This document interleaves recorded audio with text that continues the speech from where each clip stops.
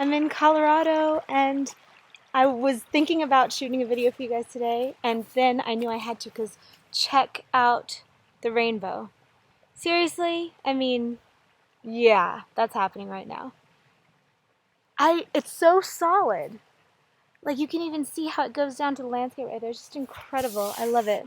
So, like I said, I was thinking about shooting a video for y'all, and I don't want to blind you. Here we go. I didn't really know which one to shoot because I've been getting lots of different ideas about videos to shoot for you guys. I'm looking for a place to sit this down. And, oh, perfect. And so the one that I would like to talk to you about, the topic of many, that I would like to talk to you about right now is escaping from trigger hell. And it's 3 words. I'll just give you guys another shot of this rainbow. I think actually that I'm going to sit here and look at the rainbow while I'm talking to you, because why wouldn't I, right? Okay, so trigger hell. There is a quote in a Shakespeare book. It's A Midsummer Night's Dream, and it's one of my favorite movies, actually. I've watched it many times. It's one, if you believe in fairies and if you want more fairies around you, then you can watch A Midsummer Night's Dream and they'll come, I have found. And so that's a fun thing to do. But as I was watching it, one of the many times that I have, there's this one line that Callista Flockhart says. She plays Helena in the movie. And she says, "Oh, spite, oh, hell." And it's when she's going to turn in her friend who's running away with her love because she's jealous and crazy stuff. Okay, so Shakespearean, drama. So that one line set me off on this whole thing one day where I was watching this movie. And it was on what heaven and hell is. And I know that some people experience when they die, going through the whole thing, going through life review, going through seeing heaven and hell. I've had journeys to otherworldly places where I've seen stuff like that. But I also really do think that heaven and hell are vibrations that we can experience right here on this planet, right now, as we're living, And I think, sorry, I'm trying to position this so I can get comfortable here.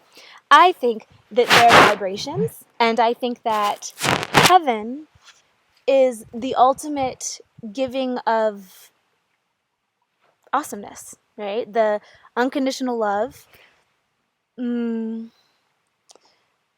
delight in everything that you see, trust in the universe, belief that you're all-powerful being. Gosh, I'm just going to show you guys the stuff as I'm talking because it's incredible. These views are just ridiculous. There's that rainbow again, and then the mountain peaks back that way. And then hell, I do really believe that hell is spite. I think that a good definition of hell would be doing something to hurt someone else just because you're so much in your own pain that it'll only make you feel better to hurt somebody. And I think that happens. That's the great thing about shadow integration, is that you stop being judgmental because you realize that everybody's capable of crazy stuff, including you. So when someone goes cray on you, or lots of people go cray on you, and I've been having a lot of contact with you guys lately, and I know that a lot of people are experiencing some really gnarly stuff, like some people really, really having triggers and then attacking as a result. And a trigger is when we all have them. It's when something happens that just gets up your goat. It just is a bee in your bonnet. It just drives you crazy. And a lot of times you either get your feelings hurt, or you feel insulted, or you feel disrespected, or whatever it is. And then you need to attack or vilify the person who you blame for making you feel that way. Okay? And like I said, we've all done it. It's not an uncommon thing. It's something that I think is part of the human experience. But then the question, and I think that the judge of character, is what to do when you are triggered. And so the being in the trigger is, I think, the hell. I think that when you're stuck inside a trigger, and when you're full of pain or full of anger or full of spite, then I think that you're in hell. I think that you just are. And like I said, we've all experienced this before. So how to get out of it? I'm still looking for a place to sit down. I think I'll sit where I was before. There's a lot of water here today. It's been raining a lot, and there's water everywhere, so I'm trying to stay dry, but I think it might just be a losing battle. Okay. So How do you get out of trigger hell? Well, I'll tell you, the way that I am doing it is 3 words, 3 really powerful words. And my sister taught me these. And my sister is not particularly esoteric. She can read a mad tarot spread, don't get me wrong, but she is a scientist. She's not in any way woo-woo like me at all.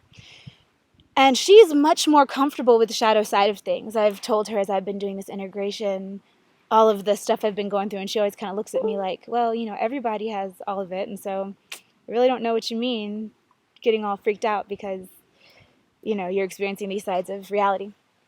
And the thing that I learned from her is we were watching a cooking show. And I love cooking shows when I want to turn my mind off because the biggest drama is like, oh no, he put too much honey in the sauce, And so you can feel a little bit of the push and pull of emotions, but you're not, worried about somebody dying or whatever is on, especially popular television these days. And so with me, who everything kind of sticks to me, and also different entertainment serves to me as keys into different aspects of reality and different dimensions, I have to be very careful about what I use for entertainment. And so cooking shows are great for that. And one of the ways that we bond whenever I'm out there in California visiting her is we watch cooking shows together at night. And there's this one cooking show that we love, and in the beginning of it, like with most reality TV shows, they show everybody their backstories, all the people competing on this show. And the 3 magic words for getting out of trigger hell is, yep, don't care. Yep, don't care. Don't care. It's not said in meanness. It's not in spite. It's not, I don't care about you because you're stupid. No, it's none of that. It's just, I don't care. And she would do that when she would fast forward past the stories because she didn't care. She just wanted to see the competition. She wanted to see what people did with the food. She wanted to enjoy the actual show.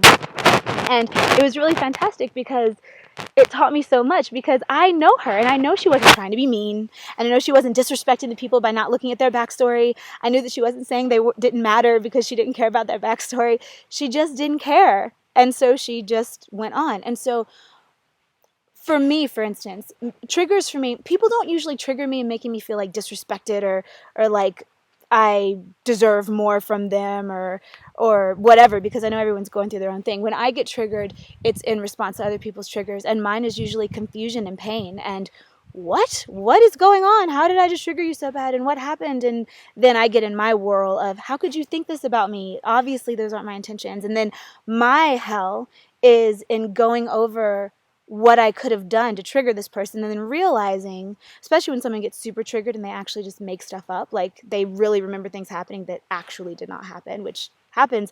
I've talked to a lot of different friends about this over the past couple years, and it is something that happens, and that makes you think about multiple realities or just, things like false memory and taking things way out of context and then actually building another memory on it. But anyway, that's kind of stuff that triggers me. And so even if I know that the person's coming from a trigger, because they always are, because if you're coming from a place of balance, people could do anything to you and you don't care. It's not, it doesn't hurt you to your soul, especially if it's someone who doesn't have that kind of intention, doesn't do that. Because no matter how angry I get, no matter how crazy things are around me, I am never, ever mean, ever.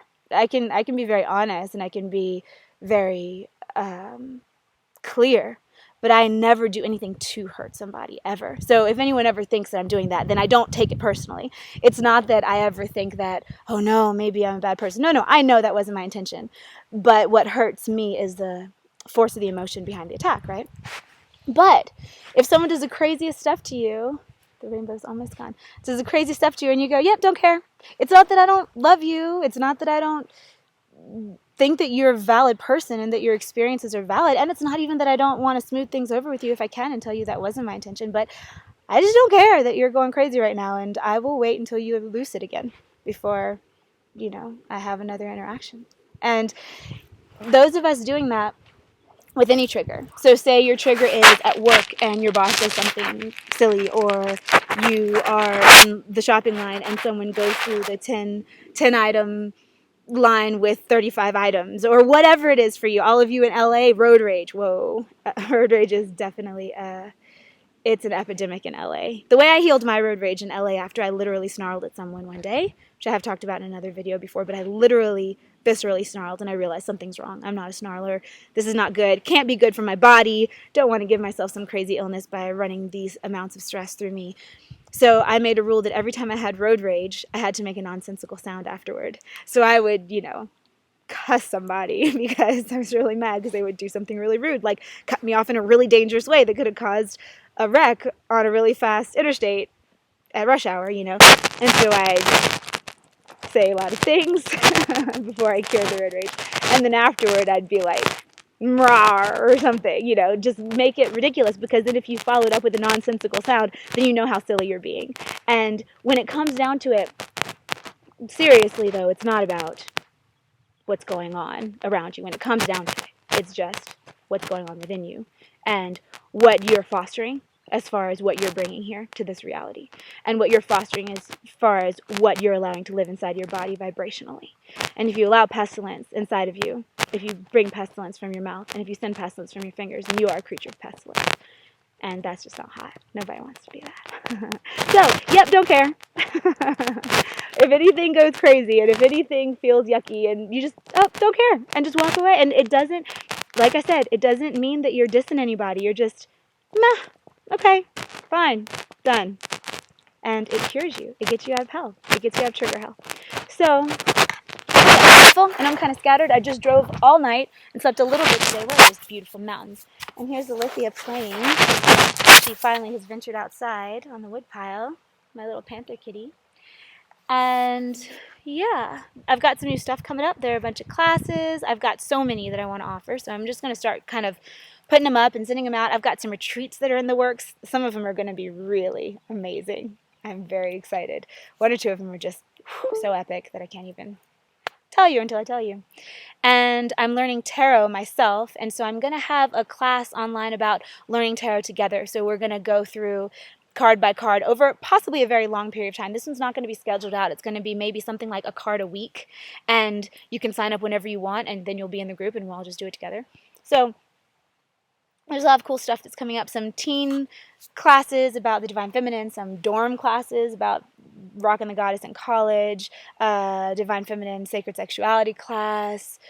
What else? There are others. Maybe some stuff on nutrition. I can't even remember. There are a lot. I've got them all written down. I got to put them on my website. You know how it is. All right. Love from Colorado. Go in peace. Remember to free yourself from hell. Nobody can do it but you. It doesn't matter what anybody else does. You are the master of your own vibration. And on that note, I will see you guys on the astral.